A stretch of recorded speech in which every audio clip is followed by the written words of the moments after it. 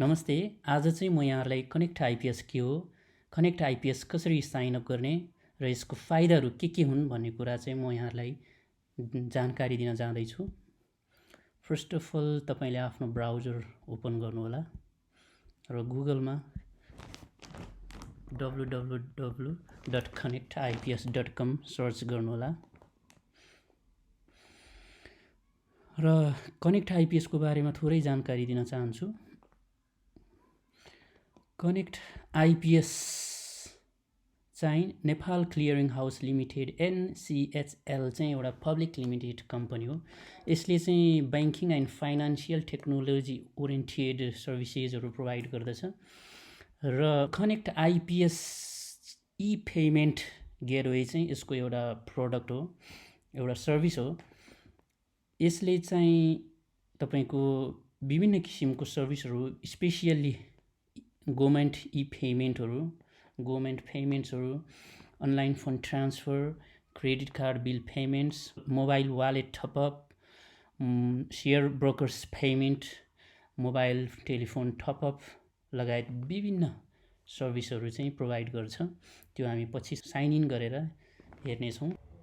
यसको सर्भिस चाहिँ वेब भर्सनमा वेबसाइटको थ्रुबाट and mobile app iOS and Android both भर्सनमा एप स्टोर र प्ले स्टोरबाट डाउनलोड गर्नु भएर sign up, sign in and easily transaction गर्न सक्नुहुन्छ। यसको चाहिँ विभिन्न लगभग सबै कमर्सियल ब्याङ्क्सहरू र अरू फाइनान्सियल इन्स्टिट्युसनहरूसँग चाहिँ टाई अप गरेको छ।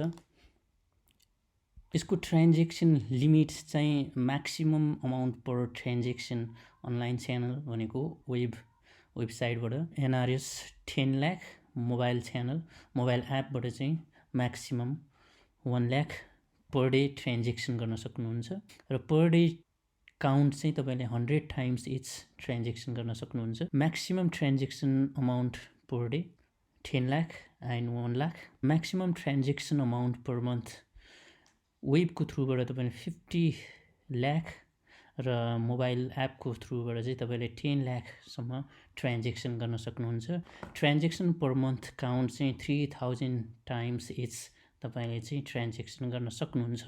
ट्रान्जेक्सन लिमिट्स चाहिँ बैंकको आफ्नो पोलिसी अनुसार पनि भर पर्छ। त्यसैगरी फिज र चार्जेसहरू चाहिँ कति लाग्छ भन्दाखेरि तपाईले फन्ड ट्रान्सफर गर्नुभयो भने अप टु 500 रुपीसम्म तपाईले फन्ड ट्रान्सफर गर्नुभयो भने 2 रुपीज चार्ज लाग्छ। अब 500 to 5000 ट्रान्जेक्सन गर्नुभयो भने 5 रुपीज। अब 5000 to 50000 ट्रान्जेक्सन गर्नुभयो भने 10 रुपीज र अब 50000 तपाईले ट्रान्जेक्सन गर्नुभयो भने 15 रुपीज चार्ज लाग्छ तपाईले फन्ड ट्रान्सफर गर्नुहुँदाखेरि। Government payments gateway builder government payments गर्दाखेरि चाहिँ तपाईले सेम अमाउन्ट चाहिँ चार्जेस लाग्छ। सोसियल सेक्युरिटी फन्ड्स SSF को लागि चाहिँ ₹10।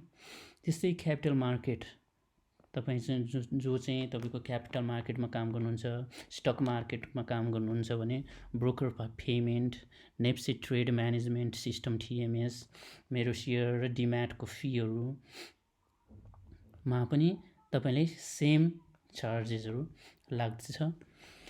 बोनस ट्याक्सको लागि चाहिँ फ्री छ। त्यसैगरी creditors payment, citizens investment trust र ट्राभल एजेन्टहरुको टिकटिङको लागि चाहिँ फ्री छ। त्यस्तै क्रेडिट कार्ड बिल पेमेन्ट्सको लागि सेम अमाउन्टहरुको चाहिँ चार्ज लाग्छ। त्यस्तै अदर्स लोड वालेट, इन्सुरेन्स प्रिमियमहरु, airlines ticketing, travel and tourist ticketing, hire and purchase, e-commerce, mobile telephone top up मा चाहिँ तपाईले फ्रीमा गर्न सक्नुहुन्छ भने एजुकेसन सर्भिसेजहरुको लागि पनि सेम अमाउन्ट अफ चार्जेस तपाईलाई लाग्छ। पेमेन्ट प्रोसेसर गेटवे अदर्समा चाहिँ फ्रीमा तपाईले ट्रान्जेक्सन गर्न सक्नुहुन्छ। फिजहरु चाहिँ कम्प्यारेटिभली अरु पेमेन्ट गेटवेहरु भन्दा अलिकति चार्ज सस्तो छ। अब यसको सबैभन्दा राम्रो र इजी कुरा चाहिँ जब तपाईले साइन अप गरेर तपाईले अकाउन्ट लिंक गरिसक्नु भइसके पश्चात तपाईले अरु पेमेन्ट गेटवेहरु वालेटहरुमा जस्तो लोड गरिराख्नु पर्दैन। डाइरेक्ट तपाईको बैंक अकाउन्टबाट तपाईको ट्रान्सफर हुन्छ र तपाईँको ब्याङ्क अकाउन्टबाट डिडक्सन हुन्छ। सो यो चाहिँ त्यो कारणले एकदमै इजी छ। अब तपाईँले साइन इनबाट पनि रेजिस्टर गर्न सक्नुहुन्छ। तपाईँले यहाँ क्लिक गर्नुभयो भने तपाईँले अलरेडी साइन अप गरिसक्नु भएको छ भने डाइरेक्ट साइन इन गर्न सक्नुहुन्छ, भने साइन अप गरिसक्नु भएको छैन भने साइन अप गर्नको लागि तपाईँ यहाँबाट साइन अप गर्न सक्नुहुन्छ र फर्म खुल्यो र तपाईँको आफ्नो पर्सनल डिटेल्सहरू फिलअप गरेर सबमिट गर्न सक्नुहुन्छ। अथवा तपाईँले गुगलबाट डाइरेक्ट रेजिस्टर गर्न पनि सक्नुहुन्छ। सेम फर्महरू खुलेको छ, तपाईँले आफ्नो पर्सनल डिटेल्सहरू भर्न सक्नुहुन्छ। म चाहिँ तपाईँहरूलाई डेमोको रूपमा एउटा साइन अप गर्दैछु यहाँलाई बुझ्नको लागि। तपाईँको यहाँ इनकेस मिडल नेम छ भने स्पेस गरेर यहीँ मिडल नेम फर्स्ट कोलममै तपाईँले टाइप गर्न सक्नुहुन्छ र लास्ट नेम चाहिँ लास्ट कोलममा टाइप गर्न सक्नुहुन्छ। त्यसरी आफ्नो जेन्डर चुज गर्न सक्नुहुन्छ र आफ्नो पर्मानेन्ट डिस्ट्रिक्ट पनि चुज गर्न सक्नुहुन्छ। त्यसैगरी मोबाइल नम्बर राख्न सक्नुहुन्छ। त्यसैगरी इमेल आइडी,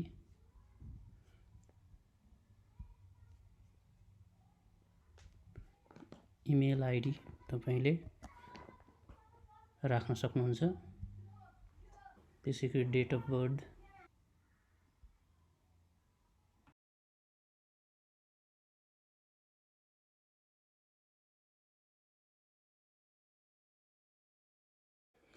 युजर नेम उसको नाम राखिदिन्छु। पासवर्ड चाहिँ तपाईँले एटलिस्ट 8 क्यारेक्टर्सको हुनुपर्छ। तपाईँको password at least 1 alphabet with minimum 1 upper case. एउटा अल्फाबेट चाहिँ मिनिमम 1 अप्पर केस एउटा क्यापिटल लेटरमा हुनुपर्छ। एटलिस्ट 1 नम्बर, एउटा डिजिट हुनैपर्छ। एटलिस्ट 1 स्पेसियल क्यारेक्टर, यस्तै एटलिस्ट एउटा यस्तो क्यारेक्टरहरू चाहिँ तपाईँको पासवर्डमा इन्क्लुड हुनुपर्छ।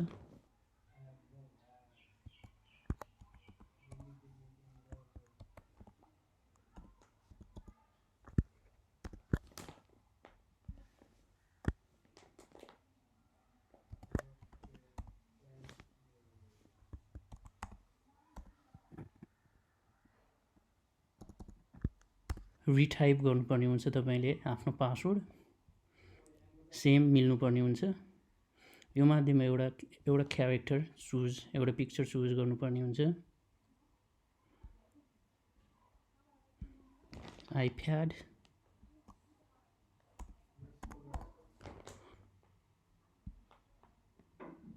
the selected image and phrase will be displayed at the time of login to ensure from phishing sites। तपाईँ लगइन गर्ने बेलामा यो फ्रेज र इमेज चाहिँ देखिन्छ। Security question, favourite food momo, city,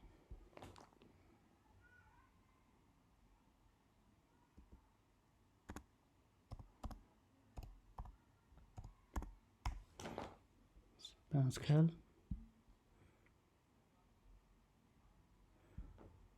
favorite place Pokhara। These questions will be used to verify your identity and recover your password if you ever forget it। तपाईँको password तपाईँले बिर्सिनु भयो भने पछि यो क्वेसनहरूको आन्सर गर्नु भएर तपाईँले पासवर्ड रिकभर गर्न सक्नुहुन्छ। तपाईँले क्याप्चा चाहिँ एक्ज्याक्ट सेम टाइप गर्नुपर्ने हुन्छ, मिस्टेक गर्नु हुँदैन। E534 द टर्म्स एन्ड कन्डिसन्समा चाहिँ टिक मार्क लाउनु पर्ने हुन्छ, चेक मार्क एन्ड रेजिस्टर।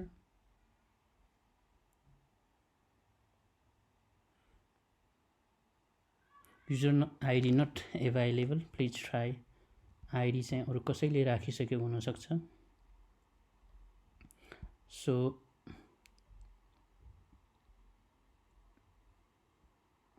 तपाईले डिफ्रेन्ट आइडी राख्नुपर्ने हुन्छ।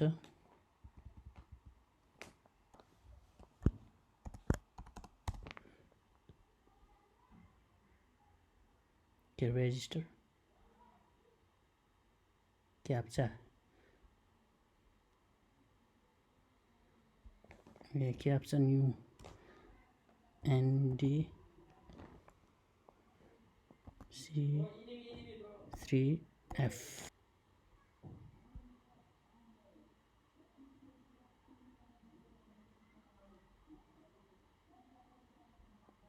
register.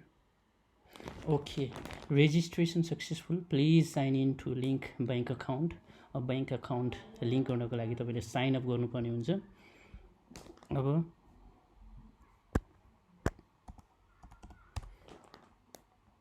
तपाईको युजर नेम र क्याप्चा चाहिँ एक्ज्याक्टली मिल्नुपर्छ। साइन इन गर्न सक्नुहुन्छ। तपाईको आइसक्यो, मिलेको छ। अब तपाईको पासवर्ड राख्न सक्नुहुन्छ।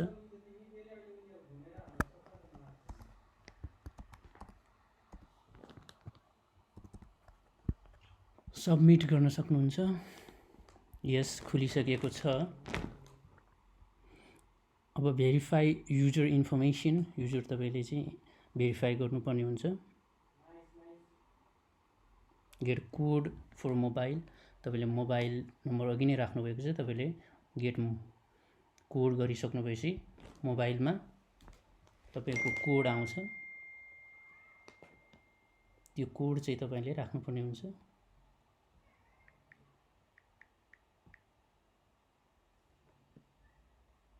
तपाईको मेसेज बक्स खोलेर त्यो कोड चाहिँ तपाईले टाइप गर्न सक्नुहुन्छ। 503612। गेट इमेल भेरिफिकेसन गर्नको लागि पनि गेट कोड गर्नुपर्ने हुन्छ।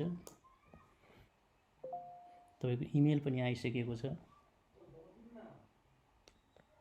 इमेलको कोड चाहिँ 404317। दुईटै मिस्टेक नगरिकन एक्ज्याक्ट कोडहरु चाहिँ तपाईले राख्नुपर्ने हुन्छ।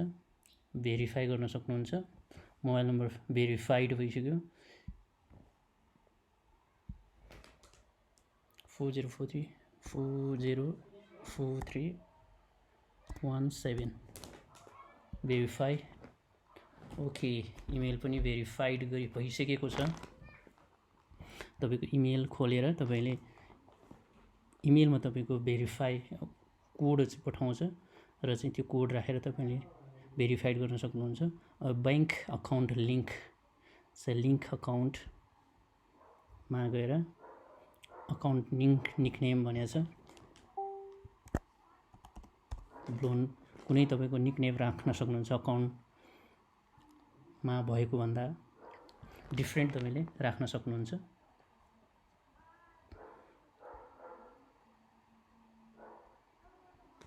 अब तपाईले अकाउन्ट नम्बर राख्नुपर्ने हुन्छ।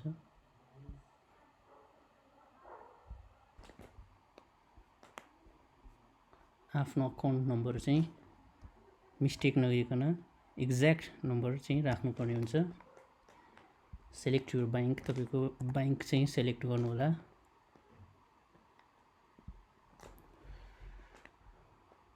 Account name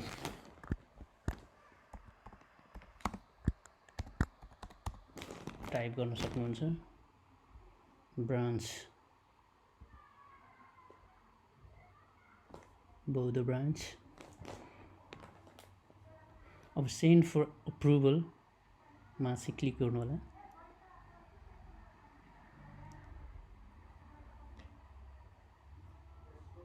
username loan. Account link successfully requested for Connect IPS and will be activated by Sunrise Bank. Please visit your bank with link account form चाहिँ यहाँ छ, तपाईँले डाउनलोड गर्न सक्नुहुन्छ। र चाहिँ यो फर्म तपाईँको घरमा प्रिन्टर छ भने तपाईँले अकाउन्ट चाहिँ फर्म चाहिँ डाउनलोड गरेर डाउनलोड छ यो तपाईँको यो डिटेल चाहिँ तपाईँले आफैले प्रिन्ट आउट गरेर फर्म चाहिँ फिलअप गरेर बैङ्कमा तपाईँले सबमिट गर्न सक्नुहुन्छ।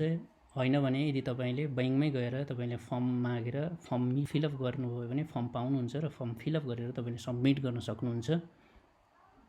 र 1-2 दिनमा तपाईँले बैङ्कले चाहिँ तपाईँको भेरिफिकेसन गरेर अप्रुभ गरिदिन्छ। 4 पेजको तपाईँले फर्म चाहिँ पाउन सक्नुहुन्छ। यो पनि भइसकेको छ। अब तपाईँले बैङ्क भिजिट गरेर तपाईँले फर्म मागेर फर्म फिलअप गरेर तपाईँले सबमिट गर्नुपर्ने हुन्छ र बैङ्कले भेरिफाई गरेर 1-2 दिनमा अप्रुभ गरिदिन्छ। त्यस पछाडि तपाईँले ट्रान्जेक्सन गर्न सक्नुहुन्छ। यहाँ स्ट्याटस पेन्डिङ भनेको छ। पछि तपाईँले बैङ्कले अप्रुभ गरिसकेपछि त अप्रुभ देखाउँछ। सो यसरी चाहिँ तपाईँले जब तपाईँको बैङ्कले अप्रुभ गर्छ तपाईँले ट्रान्जेक्सन गर्न सक्नुहुन्छ।